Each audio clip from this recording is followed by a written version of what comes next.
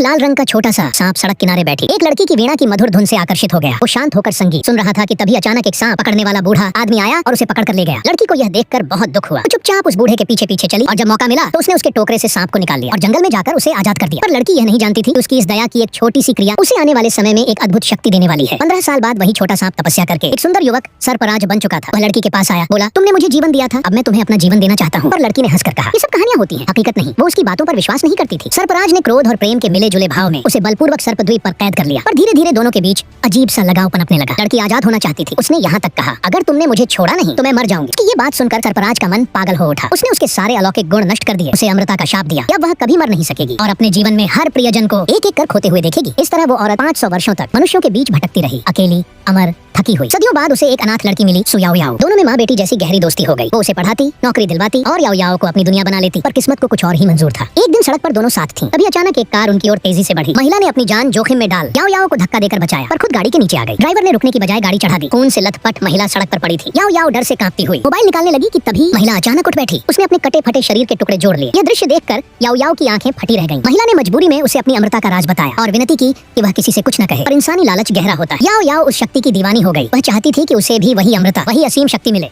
उसने चाल चली, महिला को छल से सर्पद्वीप तक खींच लाई। द्वीप पर अब नई पीढ़ी के छोटे सांप थे जो उस औरत को नहीं पहचानते थे। औरत ने बहुत समझाया, मैं तुम्हारे राजा की पत्नी हूँ, पर उन्होंने सोचा वह झूठ बोल रही है ताकि भाग सके। उन्होंने तय किया कि ब्रह्म विनाश विधि से उसे मिटा देना ही बेहतर होगा। उसी वक्त सर्पराज वहाँ आ पहुंचा। महिला चिल्लाना चाहती थी पर पाया कि उसकी आवाज ही बंद हो गई थी। छोटे सांपों ने सर्पराज से कहा, वो एक इंसान है, यहाँ वीडियो बनाने आई थी। सर्पराज ने गंभीर स्वर में कहा, इसे जल्द ही समाप्त कर दो। अगर इंसानों ने द्वीप का पता पा लिया तो विनाश निश्चित है। दोनों सांप उसे एक गुप्त कक्ष में ले गए ताकि विधि पूरी कर सके। तभी वहाँ याओ याओ भी पहुंच गई। वो अपनी मासी दोस्त को अपनी आंखों से मिटते हुए देखना चाहती थी। सांपों ने उसे एक विशेष औषधि दी जो यातना को 10,000 गुना बढ़ा देती थी और फिर भी चेतना जीवित रखती थी। याओ याओ मुस्कुराई, उसे दर्द का हर क्षण महसूस होना चाहिए। महिला हैरान थी। उसने कहा, मैंने तुम्हें पढ़ाया, तुम्हें सब कुछ दिया, तुम ऐसा क्यों कर रही हो? पर याओ याओ के हृदय में अब केवल ईर्ष्या और लालच बचा था। सांपों ने मंत्र पढ़ा, नीली ज्वालाएं उठी, महिला की देह जलने लगी, पर उसके चेहरे पर शांति थी।